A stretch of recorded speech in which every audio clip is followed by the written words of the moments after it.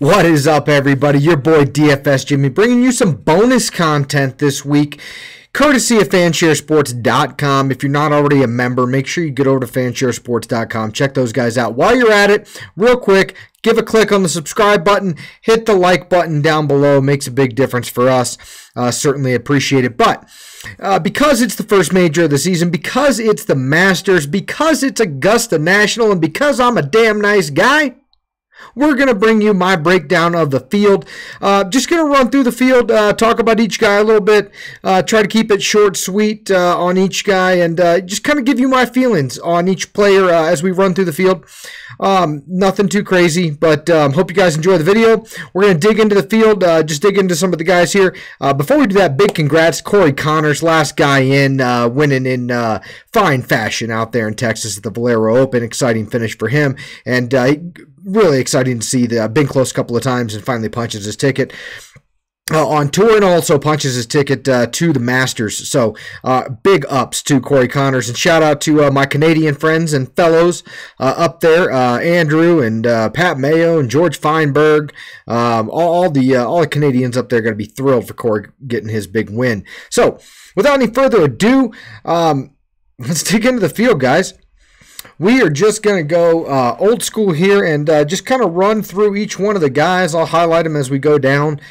But Rory, obviously the favorite. The guy has been on absolute fire coming off his Players win. Really turned his game around ever since he got married last year. Been playing some phenomenal golf. Does the career Grand Slam weigh on him a little bit? Does he fold under the pressure on Sunday? Not sure. Going to be wildly popular, and rightfully so. Rory McIlroy, an absolute animal this season, and in the best position he's been ever in his career to go ahead and punch his career Grand Slam. Looking for big things out of Rory this week. Obviously, course history is phenomenal. Second best in the field on average, and likely the betting favorite and highest owned golfer in the top range this week. So Dustin Johnson coming in a bit under the radar. I don't think he's going to go under owned, but DJ has been playing some really strong golf again this year. Interesting note that he's trended, kind of away from the spotlight as Rory has surged, and had a couple of other guys kind of come up in the ranks lately.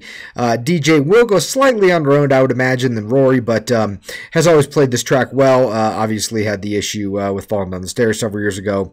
Who knows what he fell down, but either way, Dustin will be a nice pivot from Rory if you're at the top and you're trying to jam in a stud. Dustin certainly has the game to get it done here. Not a lot of bad things to say for any of these top guys, but Dustin will go slightly under-owned. Interesting note, though, with DJ, that he has slipped a little bit in terms of public perception, not in his game. Game is in great shape. So big fan of DJ as a pivot up top. Justin Rose really loves Augusta. It's always, he's got a big check mark next to this every year on his calendar. Would imagine that Rose has been kind of shaping his game for Augusta. Put together a nice showing at the Players. Has had sort of a mediocre season as far as Rose is concerned, but always seems to show up for the big events. Not really too concerned. Potentially the lowest owned golfer of the 10K range this week. Depends on how sentiment shakes out. Make sure you follow Fanshare and track the sentiment as they track the industry for you, and see where the industry lands on Justin. But Justin perennially overlooked, it seems to me, as a top tier golfer. Phenomenal long irons, plenty of distance off of the tee, couple of second place finishes here. This could absolutely be Rose's year, coming in a little quiet. Tiger Woods, I mean, it's Tiger, so the guy's gonna play well, I would imagine. Interesting note that in 15 and 17, both the last two times he's played, specifically, or 15 and 18 rather, both of them were really low-scoring years, birdie fest type of events. He wasn't around due to the back issues in 16 and 17 and 14, but I'm not sure. It depends on how this course sets up and how the weather plays. If you haven't already, make sure you check out my course preview video over at fansharesports.com. I dig into why why this course plays so differently, how this course sets up, and how the weather affects this course. So make sure you check that out. If it's a tight number like a 16 or a 17 and it stays close, I see Tiger maybe being able to contend. If it's a birdie fest, I'm not sure his game is there right now. Justin Thomas, he is maybe the most polarizing figure of the 10,000 up guys this week. Had some really strong finishes and a lot of consistency very early in the season. Came stateside, struggled quite a bit, and I say struggled, I mean he's played well. He just hasn't kind of put together what we expect of Justin Thomas at this point in his career. Potentially injured after that tree shot at, what was it, the API, I think. Either way, I'm not too worried about Justin. I'm not totally sold on him, but I do like the fact that he has trended towards improvement every time he's played this track. I do think that JT is going to be fine, and absolutely would not be surprised if he turned it on this week. JT, one of the most prolific scorers, and certainly capable. If the winner comes outside of this 10K range, and you build around Justin Thomas, I do think that there's a lot of leverage there, as JT is an incredible DraftKings point scorer and should give himself some plenty of looks for eagle this week and get aggressive on the par 5. So if the winner comes from below this range and you're able to fit JT into the lineup, I think there's a lot of equity there for ownership, kind of pivoting. JT could get more popular as the week goes on. So we'll see, but Justin Thomas is a very polarizing player this week. People either love him or hate him depending on how they feel like his current form is going to dictate his results this week. Jon Rahm, the guy's talented. There's no two ways about it. He certainly is aggressive. Is the only player in the field actually to average 2 eagles per tournament. Averaging 1 eagle per tournament is actually, a difficult feat here. DJ and Rory are able to do that, but Rahm, the only player in the field in 2 tries, has averaged 2 eagles per tournament, which is, as far as DraftKings scoring, pretty impressive. The guy can absolutely score. Very aggressive player, is always going to go for the W. And as we saw, the players led to him kind of giving it away on Sunday. That argument with his caddy really needs to dial that in. Because he's a young guy. I don't think it's his time for the Masters. The Masters trends are pretty well dialed in, and you do have to kind of fit into one of those. I do think he's a great DraftKings point scorer, and again, very much like Justin Thomas above. If the winner comes from below this range and you decide to go with a heavy piece of Rahm, and he puts on a decent showing, he can absolutely be the guy that finishes T15 with a ton of DraftKings points. So a lot of reasons to play Rahm. I don't think he's kind of my cup of tea this week. Not really sure if his head is where it needs to be, and not really sure his approach game is where it needs to be. So, nice price on Rahm, but not my cup of tea this week. But again, would not surprise me. All these top guys, I can't remember Masters in the last 3, 4, 5 years where we had so many top tier talents coming in great form and such an exciting preseason or lead up to the Masters. So really excited for this week, but Rahm is just not doing it for me this week. It doesn't seem like. Ricky Fowler going to be very, very popular, especially after his second place earlier or last year, and then notching the win at the Phoenix Open earlier this year. Really kind of, I think, sealed a lot of people, including myself, for Ricky to play well again here at Augusta. As you see, he's played pretty well. Missed the cut in 2016. Is what it is. I mean, even DJ missed the cut in 2014. Bubba, former 2-time champion here, missed the cut in 2017. So not going to read a ton into that, but Ricky definitely has the game. One of the most clutch putters, clutch short game players out there, and the short game means a lot here at Augusta. So I really like what Ricky's done this year. I like the fact that he skipped the match play this year to stay rested and to get ready for, at least in my opinion, what I think he was doing is getting ready for Augusta. Really excited to see what Ricky can put on this week. So yeah, definitely have some ownership of Ricky, and he's going to be very highly owned. Track the fan share sentiment, but I don't think anyone's going to have any negative things to say about him. People are going to be excited to roster him at that $9,700. Brooks Koepka. Brooks, while he's kind of come into his own in the media tent, and certainly is speaking his mind a little bit more, and it's fun to watch. His game has been a bit wonky. Earlier this year, some people said he was trying to lose weight. Some people said he's trying to put weight on. Not really sure what's kind of affected his game. He's not major championship Brooks, or at least hasn't shown that early in the season. Would not put it past him to turn it on this week. Do really love the consistent improvement in his game and finishes at Augusta since his first start in 2015. Has not played Augusta in 2 years. Has not played Augusta as a major champion, given that he missed last season with a wrist injury. Before going on to win the U.S. Open as a defender. And then the PGA. So Brooks is absolutely in play. Word to the wise, I guess, if you're in the industry, he has been cursed. I do believe that Tim Anderson has picked him as the winner. But if you don't believe in superstition and curses and those kind of things, Brooks Koepka is your prototypical big game hunter and has all the confidence in the world to get it done in a place like Augusta. Bryson, the mathematician, the scientist, had a great showing out first time in 2016. Faltered a little bit last year, mediocre performance. Was hot fire and absolutely dominating the world of golf, especially overseas earlier this season. Not sure if he's quite in that same frame of play as he was earlier. Would not put anything by him. Not going to be in my player pool this week, I don't believe. But at some point in time, I do believe Bryson will be a regular and annual contender at Augusta National. Just hoping it's not this year. Do love me some Tommy Fleetwood this week. Not sure if this is the place Tommy's going to get his first win stateside, but guy's just got an incredible game. He's got a game for all courses. My exposure to Tommy will be largely based on weather this week. If I think the weather is going to be a bigger factor, Tommy definitely comes more into play, and I'll take more exposure to him. He's not a long hitter, but he's not a short hitter. Just doesn't really have everything I'm looking for at Augusta, but I really do like the improvement he's shown, not only at Augusta, but across the last 2 years. Tommy Fleetwood, world-class ball striker, and definitely has the chops to put up a top 10 performance here at Augusta and contend. Not sure if he actually notches the victory. Jason Day, maybe the most frustrating golfer to roster in all of FanDuel, or all of DraftKings and FanDuel Fantasy Sports. Obviously, he has chronic back issues, the migraines, the headaches. I mean, Jason Day's done some incredible things on the golf course, dealing with ailments and without.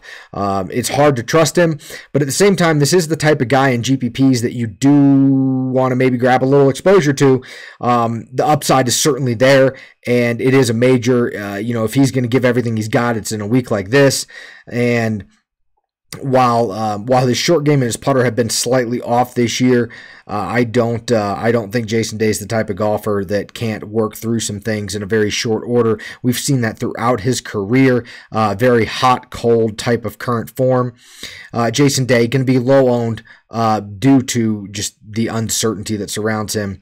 But if you're entering a lot of lineups, definitely probably take a few shares of Jason Day and kind of protect yourself. Paul Casey, Jordan Spieth. I'm going to lump these two guys together. Both have one of the most impeccable track records here at Augusta National, and both could not be playing on different ends of the spectrum right now, or more opposite ends of the spectrum. Paul Casey, absolute fire, playing very consistently as he has most of his career. Tee to green, one of the toughest guys in the world to beat. Putter's a bit shaky. This is a course that you can succeed without a great putter, and Paul Casey has shown that throughout his career with 3 top 10s and a 15th in the last 5 years. Love some Paul Casey this week. So does everybody else. Going to be a very popular selection. Pretty safe guy at $9,000. If you get the feeling that Paul Casey could win a major, his form and his preseason lead up to Augusta is certainly the best it's been for him. And if there was ever a time, this might be the year for Paul Casey. Jordan Spieth, guy can't break through on the weekend. He's got a mental block or something going on. Don't know what it is. Thought this weekend was going to be a bit different for him. Wasn't the case. But it's Spieth and it's Augusta, and he owns the best course history in the last 5 years, and he's come into Augusta in various different degrees of being in competitive golf form over the last five years, and always turned in consistent results, the most consistent results, in fact. Is it the putting? Is it the short game? Is it the irons? Is it just the place that he feels comfortable? I don't know. Fade Spieth at your own risk. I'll have a few shares of him, but I don't think he's going to win. I don't think he's going to top 10. I don't think he's going to finish in the top 30. But he's also Spieth, and I'm going to have a couple lineups because I don't want to be the guy that doesn't have any Spieth, and he goes out there and, walks the field, because that's the kind of shit he does. I don't know what to tell you. Very frustrating player to roster. Jordan Spieth is, especially this year. A lot of struggles comparatively speaking to other years, but it is Augusta, it is Spieth, and there's something to be said for that since course history, maybe more than any other track on tour, reigns supreme here. And the guy right below him, Bubba Watson, is a great example of that. Bubba's won a couple of times here. Bubba's put up some great performances, including last year with his 5th place. Previous year, he missed the cut. Bubba's gone through a lot of swing changes, ball changes, equipment changes the last couple of years. Has shown some game early this season. It really was impressed at his form at the Valspar, which is a course that in no way, shape, or form fits his game at all. Bubba's a creative, think on your feet, adapt to every situation type of golfer. He's a fair weather type of golfer. He's a fair fan type of golfer, does not like heckling, things like that. Augusta National is a great spot for Bubba for those reasons. And he loves the course, left-hander, can work that ball right to left pretty easily with the fade, very controllable for him. Shot he likes to hit. So off the tee, Bubba definitely has an advantage here at Augusta and has used that prolifically throughout his career. Expect him to do the same thing this year, potentially lower owned, especially given that Xander and Hideki are right there with him and Casey right above him. Bubba makes for a real interesting pivot, in my opinion. A lot of upside in GPPs for Bubba Watson. Hideki Matsuyama may be the most popular player in the $8,000 range, and rightfully so. Incredible track record here at Augusta.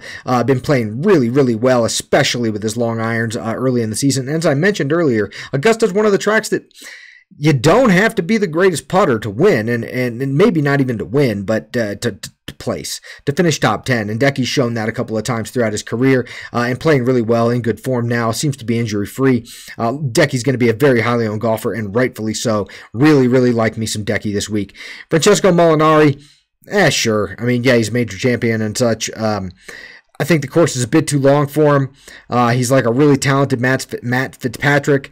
If his game's off just a little bit, I don't think he can really compete here. He doesn't have the firepower to kind of overcome certain deficiencies, especially if his long iron game is just a scotch off. And he's not the greatest putter in the world. So worry about Molinari being able to overcome some deficiencies. Would not surprise me if he puts up a top 15 or a top 10, but I'm not banking on it, and I think it's in a narrow range of outcomes for Francesco. Xander Schauffele is going to be one of those golfers that you might regret not rostering at the end of the week, but at the same time, I'm not fired up to roster him. I like Xander. I think he has the game to win a major. I actually picked him earlier in the season to win the U.S. Open. Can certainly succeed at this track. Just don't know if his game's right there right now, but will be popular. I will have a few shares of him. He's not going to be a core piece of my teams by any stretch of the imagination, but has the firepower, has the game, has the swagger. And has a made cut last year, T50. I look for him to improve on the T50. Just not sure if I want to roster a guy that's going to be kind of heavily owned. And I think a top 20 is maybe his upper range this year. Very interested in Xander here at Augusta next year. Just sort of as a look ahead. Adam Scott. Playing great golf right now. He's kind of figured some things out in his game, recommitted himself. Like where he's at this year. Like his opportunity to put together a strong performance here at Augusta this year. Worry about his DraftKings performance. If I if I find that the course is going to play windy and I'm worried about the weather, I'm more interested in Adam Scott. If I think that if the weather tends to be fair and I think that conditions are optimal, I'm less interested in Adam Scott because I think he gets lost in the amount of birdies he makes versus some of the other options around him. So great ball striker, former winner here, obviously was with a long putter, but yeah, I don't know. I think Adam Scott from a DraftKings perspective is maybe not the right guy. Maybe he's a better FanDuel play with scoring. Phil Mickelson. Phil is a really interesting character here at 8,300. Ability to score a lot of DraftKings points. Ability to put up a top 10. Do I think Phil can win? No, I don't really think Phil can win. I do think that Phil is playing footloose and fancy free. I do think that Phil is a bit dangerous right now, and I do think that Phil has a great opportunity to go low to have a low ownership number and to put up a big DraftKings number. So I think there's a lot of GPP leverage to be had in Phil Mickelson this year. Obviously, the potential for a miscut or just a bad 4 rounds is there, but I do think that given the history of Phil and his comfort level here, what he thinks about Augusta, how he's been prepping for Augusta, I do think that there's some GPP leverage there, specifically around DraftKings scoring. Tony Finau. Last year with the dislocated ankle and the ace on the par 3 contest, pops that thing back in, fires a top 10 throughout 4 days in his debutant appearance. Game has not quite been where it was last year for certain for Tony. That said, distance is a big factor here. Tony's still hitting the ball pretty well. Do worry about his putting. I don't know. I'm not thrilled with Tony. I'm just kind of meh at the moment. I can see the upside, and I can kind of see the T35 finish as well. Not sure where his ownership's going to shake out. That's probably what's going to have me make my decision on Tony is this the ownership later in the week. So I'll stay tuned to FanShare sentiment rankings and such on Finau. Louis is a guy I'm interested in. I really hope Louis kind of stays low under the radar. I know some people are talking him up a little bit, but I'm hoping Louis stays a little lower on the radar. I'm very interested in Louis this week as a GPP component to my lineups. I think with Matt Kuchar at 7,900, soaking up just all of the ownership in this kind of little range here, that Louis makes for a high upside, very high risk play. But finished second in multiple majors, finished second here, has a double eagle here. Louis has recommitted himself to the game, has had a really strong spring or winter and spring internationally. I think Louis is primed and ready for this week and excited to see kind of how he shakes out. Again, hoping his ownership stays low because I like him as, that last guy you fill in a GPP in this mid-range. Patrick Reed, it was a fluky one last year. His game is not there this year. And next. Matt Kuchar. Oh, by the way, you can tell not a huge fan of Patrick Reed. Matt Kuchar next. Probably the highest owned golfer in all of DraftKings this week. $7,900 for a guy playing as consistently as he is with the history that he has here. Yeah, very likely the highest owned golfer. From a GPP perspective, based on how you think the course is going to play, I can absolutely understand a fade. If you think this is going to be a birdie fest, you think the course is going to play a bit soft because the rain's coming Tuesday and it's going to be a bit long, I can see the fade for Cooch. If you think it's going to be a tougher course with a little bit of run out and the winning score doesn't get over like 13, I can absolutely see Kuchar in the mix. So Kuchar is one of those guys that it will come down to me. It'll come down for me later in the week as to how much exposure I have to him. He will be on my teams. I'm not saying to fade Matt Kuchar under any circumstance. I'm saying I can understand taking an underweight position on Matt Kuchar in GPPs. Especially if you think the course is going to play one way or another. Mark Leishman is a really interesting GPP play here to me. Played really well last year, was in contention all the way towards the end, just fell off. Has not had his best stuff these last 4 or 5 weeks, but also started out this season in really, really good form. Mark has a good high ball flight. If it gets windy, I like Mark Leishman. If the score stays a bit lower, I like Mark Leishman. consistent improvement in his results here at Augusta National, and definitely consistent improvement over the last 2 years in his game in general. So a fan of Mark Leishman as a GPP pivot off of Matt Kuchar, especially if you think the course is going to play a little long due to water or anything like that. Leishman has plenty of firepower to get out there. Good high ball flight. Can definitely contend around Augusta in the right conditions. Sergio Garcia, who the heck knows what is happening with this crazy guy? He's tearing up greens overseas.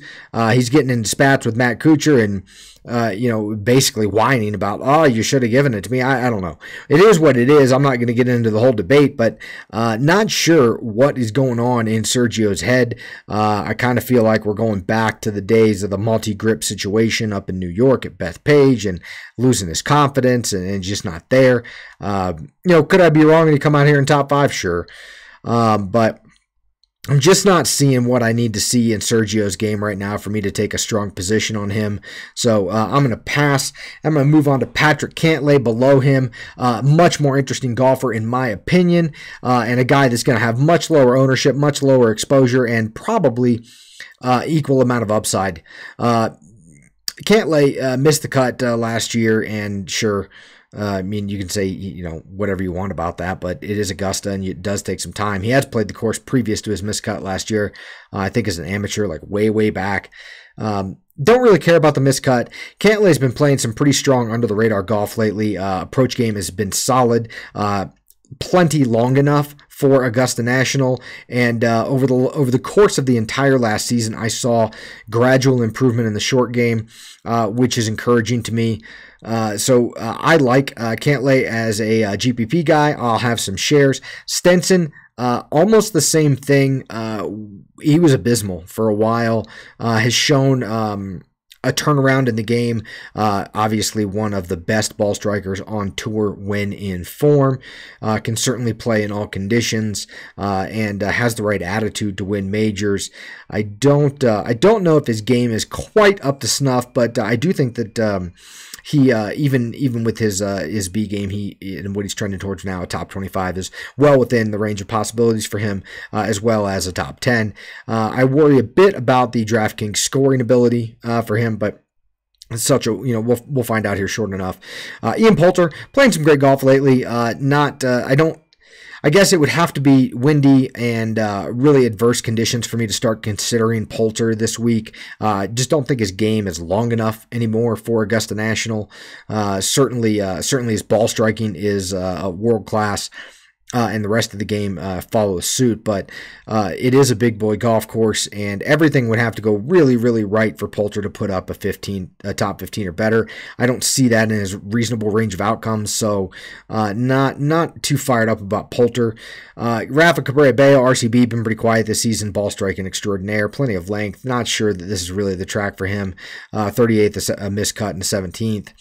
Again, very similar to Poulter. Conditions would probably have to be adverse. I don't think he keeps pace if it turns into a bit of a birdie fest. So no real interest in Bayo for me. Gary Woodland. You see it behind me, 3 miscuts and a 26th. You would think his game sets up really well for here. Had a really hot start to the season. Gary probably thinks he should play better here. I think he should probably play better here. Don't really know why he hasn't. I'm not too interested in Gary. Cam Smith playing like absolute dog crap this year, but did have a top 5 last year. Something to be said about being able to put yourself in position for a top 5 in a major. Cam Smith, very talented golfer. I'm sure he'll get his form back. I don't think it's there right now, and I'm not really interested in working with him on Augusta. Webb Simpson, he can put up a top 30, top 50, top 20, top 25, whatever. He could also miss the cut. He doesn't have the length for this course. Very simple. Putter is much improved, though. Could he improve on the results he's put together, previously and put a 17th or 15th out there? Sure. I'm not. I don't see it in Webb's real reasonable range of outcomes. So no Webb for me either. Matt Fitzpatrick, a bit more interested in the sense that he has been very consistent at this track. His game sort of fits that make the cut and grind it out type of guy. Can round out a lineup with him. Not sure where the upside is there for Matt Fitzpatrick, though. though. Don't see him winning. Don't really see a top 15. I do see consistency and an opportunity to put a safe guy on a cash team. But for GPPs, I'm not sure the upside's really there. Charles Schwartzel, who the heck knows what's going on with that guy? A lot of inconsistencies in general throughout his game, as well as his results here at Augusta. I don't really see any reason to take that unnecessary risk for what I see as a very limited upside, at least this year. So no Schwartzel for me. Eddie Pepperell's a debut guy, debutant. Funny guy on Twitter. If you're not following Eddie Pepperell on Twitter, man, you're missing out. Eddie is very capable golfer. Not sure this is really the track for him, really the year for him. Could I see a top 15 or a top 25, top 30? Sure. That's not really what you need for DraftKings GPP. So probably no Eddie for me. Guy below him though, Haotong. Very interested in Haotong as a GPP guy. Haotong has plenty of length. He has got the iron game, has played big events around the world. Was a contender in the in the British Open a couple of years back. Definitely has the chops, has the talent. Game is in decent form right now. Decent enough form for me to say that if I'm down in this range and I'm trying to mix and match some people after from a core at the top, Haotong should be that guy you take a share or two of. Brandt Snedeker largely depends on the course and how I think it's going to play. If we see the weather move in and we see this windy and messy and cold, love me some Brandt. If I see optimal conditions and conditions for you need distance, you can forget it. Brandt just doesn't have the firepower anymore to really contend here if conditions are optimal. So a lot of my exposure to Brandt is going to be dictated upon what the weather does. Whew, let's move on. Tyrrell Hatton, a lot of promise at this track, never played through. Never really seen a guy quite fall apart like Tyrrell Hatton does within a round. That gift that went around from Scratch Golf was pretty good. Have you ever seen a worse shot in your entire life? And his caddy had to respond, no. I'm not sure he has the mental. You have it all right here where he needs at a place like Augusta, in my opinion. I do really love Tyrrell Hatton as a golfer. I think he's absolutely a great personality. I definitely follow him on Twitter too. Billy Horschel, it pissed off a whole bunch of people in the golf world this week with the backwards hat. Not really sure that he has the length or the game to compete unless it's really windy and super slow and cold and weather affected. As you see, his best finish here was 2015, and that makes sense given that was the year of the 5-under win by Willett. So, not really interested there at all. Brandon Grace, been playing quite a bit better as of late. Very similar to Billy Horschel in the sense that I'm not really sure he has enough length to compete and to put up the upside result that I want and or need for GPPs.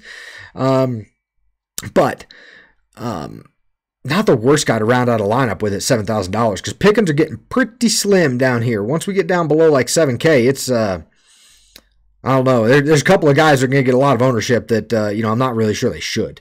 But either way, pickings get pretty slim. I could see a share or two, Brandon Grace. But again, even if he top 20s, is he going to score enough DraftKings points for you? I think the answer is probably no. So not really interested. Matt Wallace. Matt Wallace is an interesting debutant. Shown some big game ability. Shown some no fear type of circumstances. The ability to put together some really low rounds, some great scoring. But he is a debutant. First timer here. Not sure how that affects a guy like Matt Wallace. Based on his previous play, I'd say he can hold his own. I just don't know what the upside is for Wallace. I mean, he's got to put together a top 25 at very minimum, and then be the second or third, fourth highest DraftKings score. Possible, sure. Is a top 15 in the world in the realm of possibilities? Maybe. Matt Wallace, probably a little more popular than he should be this week, if I had to guess, just given circumstances. But would not surprise me to see him play well here. Just don't know if he has the upside you really need. Thorbjorn, good putter on the Bermudas is Thorbjorn, but that's about it. Not really sure his game is where it needs to be in major form. Obviously, anybody can put together 4 good days, but no real interest in Thorbjorn. Keegan Bradley, of mild interest given that he has the chops to compete in fields like this. Obviously, he struggled to put together a strong result here at Augusta, probably due to the fact that he is an atrocious putter. However, his putting has been much better. Be interested to see what his results are this week, because I'm kind of a fan of Keegan, but I doubt I'm going to be rostering Keegan Bradley. Charles Howell III is very interesting to me. He's an Augusta native, great story. Been trending and trying to get back to Augusta for some time now. Has played it before many years ago. But it's hard to say whether the home game and all that helps him or if the pressure is just too great. I am very interested in Charles Howell. He's been playing some great golf this season, very, very consistent. It would be hard for me to see him miss a cut here. So I see Charles Howell as the kind of guy to round out your lineup with, to be the anchor point at $7,000. Probably pretty popular. And decent upside, pretty good par 5 score, great ball striker, does everything pretty well, and has knowledge and ties to the area. So I'm a fan of CH3 here this week. Regardless of my position on him, I'm going to be cheering for him. Would love to see an Augusta native win at Augusta. The storyline would be just phenomenal. But I'm not sure that he has the upside, but probably a lot more than some of the guys we've covered here recently does Charles Howell. And I think in terms of DraftKings scoring, based on the guys around him, I think he is a pretty clear notch above the rest for DraftKings purposes. And that's why he's going to be my favorite guy down here to round out lineups with. Moving down, Willett, obviously a former winner, a couple of missed cuts, has some pain, some struggling issues, back issues. Not really sure where his game is. Saw a little flash of it earlier this year. Not really thrilled to roster Willett, and again, unless it's a weather-affected event where you don't have to keep pace with the birdie makers. The birdie makers here, under ideal conditions, need to be bombers. You need to have that length to get to those par 5s, because that's really where you're scoring. It's where you're making your hay. A couple of these par 4s you have some opportunities on, but few and far between, really. So you need to be making your hay on the par 5s, hanging on for the rest of it. Zach Johnson, no. Doesn't have the length, doesn't have the game right now. Certainly a great player in his own right, but not for me right now this week. Alexander Noren, sure, game's not really where it was a year ago when people thought he'd play well here. I don't know. Has the ability. I don't think he really, just not, doesn't do it for me. You know what I mean? But I wouldn't fault anybody for rostering him, but two back-to-back missed cuts here, even when he was playing better than I think he's playing now. Doesn't bode real well. Charlie Hoffman, Thursday King at Augusta, coming off a really strong performance in his previous at the place of his previous win at the Valero Texas Open. Hoffman has done a lot of work on his game in the offseason, in my opinion. Done a lot of work on himself, shed some extra pounds, playing some mediocre golf right now. I think he's kind of readjusting his swing to having less weight. To be honest, was encouraged by what I saw at Valero. Unfortunately, his ownership's probably going to skyrocket because of it. Definitely has the ability to put together some decent rounds here at Augusta. Has shown year after year that he can put together one or two strong rounds. Just can't quite close it out or put together that strong final round. Would be very interesting, though, to see if Charlie Hoffman puts together another top 12, top 10 performance here at Augusta, though, very possible you could see him in the winning lineup. Guy right below him, JB Holmes, been playing like garbage. Wins at Riviera, plays like garbage. Oddly enough, he comes up like 4th in my model this week. And that's based on the length of holes. JB Holmes does not hit the right shot shape for Augusta. I don't know if that's what's troubled him a bit a couple of times over, but he works the left to right fade or cut as a right-handed golfer. And there are some holes where you just kind of have to hit it the other way. JB doesn't do that real well, and a lot of that's because of his short, boxy, compact swing.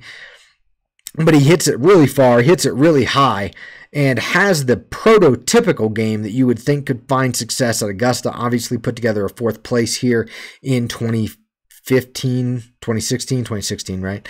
All the things are above here, but yeah, 2016. So could I see him playing well this week? Absolutely. I will take a couple of shares of JB Holmes just based on the fact that my model likes him more than I like him. But he came out of nowhere to win at Riviera. There's nothing to say he can't come out of nowhere to put up a top 10 or a top 5 here at Augusta. But probably more than likely not going to fall outside the top 50. Martin Keimer, who knows where his game is at. I'm not really sure this is the course for him anyway. Next. Keith Mitchell, one of the more interesting first-timers here, coming off a win. Big hitter, plenty of length, should give himself some opportunities. We should be able to keep it in play. I'd be interested to know, I haven't looked it up, but I'd be more interested in Keith Mitchell if he had a veteran caddy that he had looped around Augusta a couple of times over. Because right now, Keith is playing great golf. Great golf, big hitter, has the ability to get to these par 5s, has the ability to give himself some birdie opportunities, and has the ability to be that guy that finishes T20, T22, T25, but like finishes like 12th or 14th in DK points. So that could be big for GPPs. And likely fairly low ownership because he's a debutant. Kirdesh has played some interesting golf here at Augusta National. A boomer bust player, very aggressive. Last year was in pretty solid form coming into Augusta. This year, not so much. Really struggling with his game now, it seems like. Could I see him turning it on for a week at Augusta and puffing a few cigs down the fairway and knocking the crap out of the driver? Sure.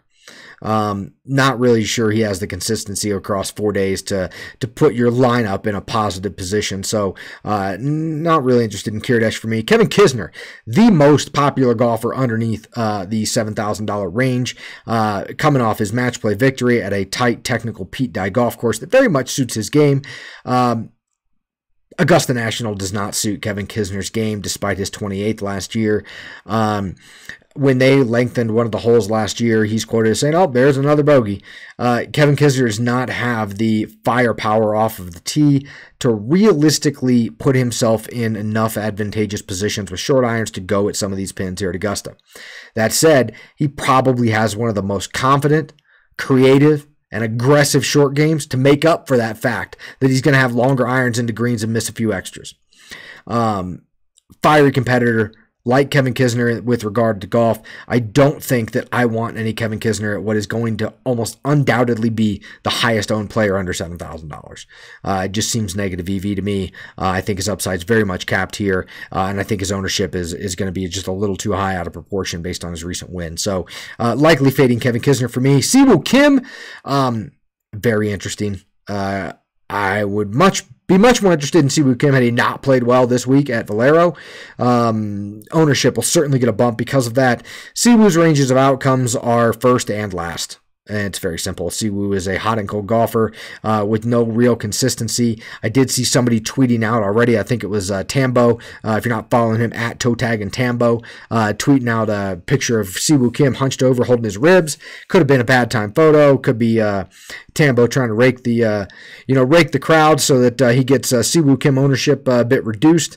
But either way, Siwoo, very polarizing player, very, very talented, former majors champion, former players champion, and has the game to compete in big fields. Certainly his irons are just dialed in right now, coming off that hole in one we all saw last week and his strong performance. Likely gets a big ownership bump. Not sure that I want Siwoo. However, I am tempted by what I saw last week, as will most people be. Kyle Stanley, great ball striker. Tee to green, gets it done, as needed. Terrible putter. Game is not really where I want to see it for me to roster him right now. Actually would prefer a guy lower than him. Would it surprise me if Kyle Stanley finishes, in a 2% outcome or a 1% outcome? He finishes inside the top 15? No. Because his ball striking is that clean when he's on. But I worry about his ability to compete, especially if it becomes a birdie fest. I don't want him at all. If I do think that it would be a lower scoring event, I can see myself gravitating towards some small shares of Kyle Stanley for GPP purposes. Jimmy Walker is maybe the more interesting guy for GPPs to me, and this has a lot to do with course history and not really the state of his game. I couldn't even tell you where the state of Jimmy Walker's game is because it's not great. It's been mediocre at best, but Jimmy Walker has been battling Lyme disease for the last 2.5 years, and he's still put up 2 top 20s here. So something Jimmy really likes about this track, don't know what it is, would be very interested to take a few shares of Jimmy Walker at extremely low ownership. Just because, for the same reason, if you're taking a course history team, just like Spieth above, he's not playing great right now, but he's not playing like awful. So I say he's not playing awful. He's kind of playing awful. Jimmy's playing better than he is. But I can absolutely see Jimmy Walker putting a week together at a place that he feels comfortable at. Griot, I don't think his head is where it needs to be. I don't think his game is where it needs to be. And frankly, I don't think that he has the ball flight or the putting and short game ability to really compete around this track. If it's a low-scoring event, could he grind it out with some of the other golfers? Yes. If it's a birdie fest, forget it. Andrew Landry, no. First time here, and he's a great accurate ball striker and great accurate driver of the golf ball, but he's maybe the shortest hitter in this entire field, and that's including Bernhard Langer and Vijay Singh and Mark O'Meara and however many other 90-year-old people are out here. Andrew Landry, it's just not the course for him, in my opinion. Next. Aaron Wise, very talented kid, doesn't have it right now. Don't really want to roster him as first to go out. But Aaron Wise's two big things are big things that succeed here. Driving distance, good putting, strong short game. Irons are a bit suspect at the moment, and he's his first time out.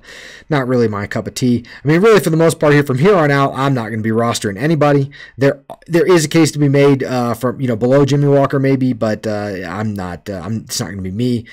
Stuart Sink. 14th here, like 5 years ago. Not really my guy. Sorry, at Matt Jones. Miss you, buddy. I know Stewart's your guy, but I don't think this is the place for him anymore. I think he just suffers from lack of length. I don't think he can really compete, and I don't think he can put up another top 20. So if he does, great. Good for him. He's a good dude, but I don't think it's his year. Bernhard Langer, sure.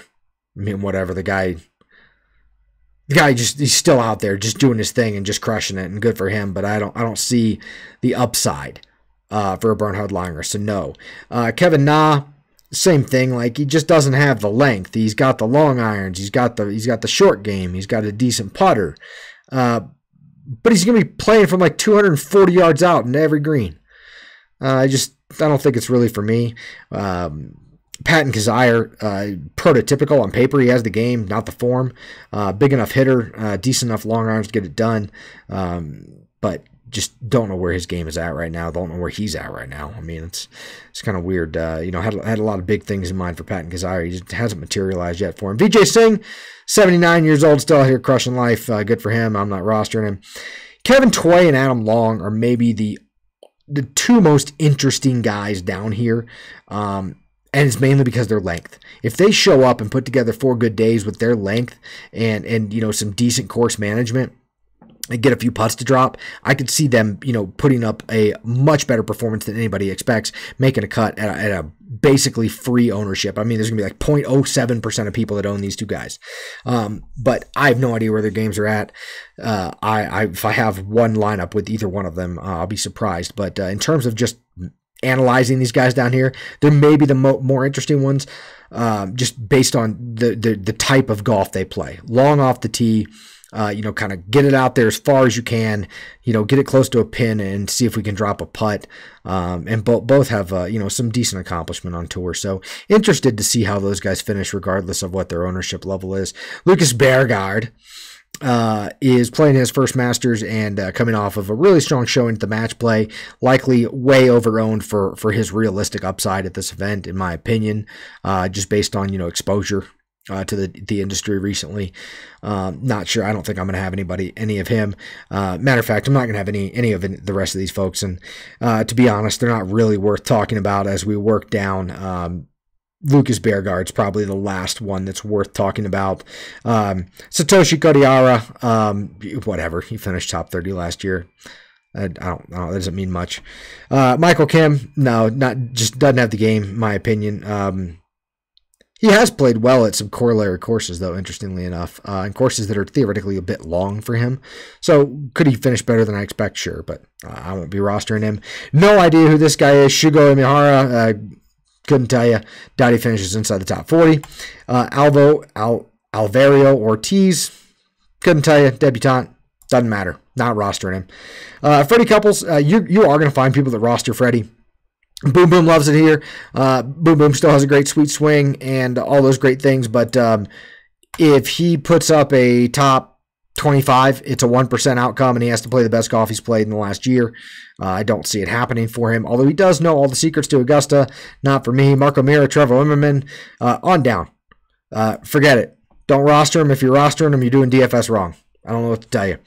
If by some chance a Devin Bling or a Kevin O'Connell finds their way into a winning Draftkings lineup, great for the person that, forgot to uncheck them in their lineup builder.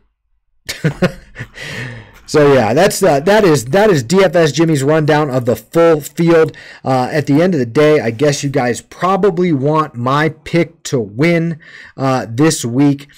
I have been saying Ricky for a long time, and I'm going to stick with Ricky. He is definitely playing some really solid golf right now, and I think he made the smart decisions in skipping the match play, prepping for this event. I think it means a lot to him, and I think if Ricky's going to get his first major, I think it's going to be at Augusta. So part of that is me being a fan.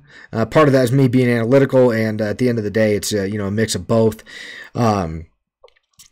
Hideki Matsuyama is maybe my guy from out of the 8,700 range that I could actually see winning a major and doing it here at Augusta. Game is in great shape.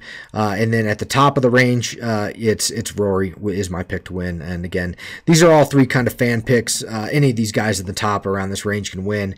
These are the three guys that I would like to probably see win. Also, three guys I'll have plenty of exposure to this week. So, for the Masters, for Augusta National, for Fanshare Sports, make sure you hit that like button, hit the subscribe button for my videos next week. It's your boy, DFS Jimmy, signing off. Good luck at the Masters this week.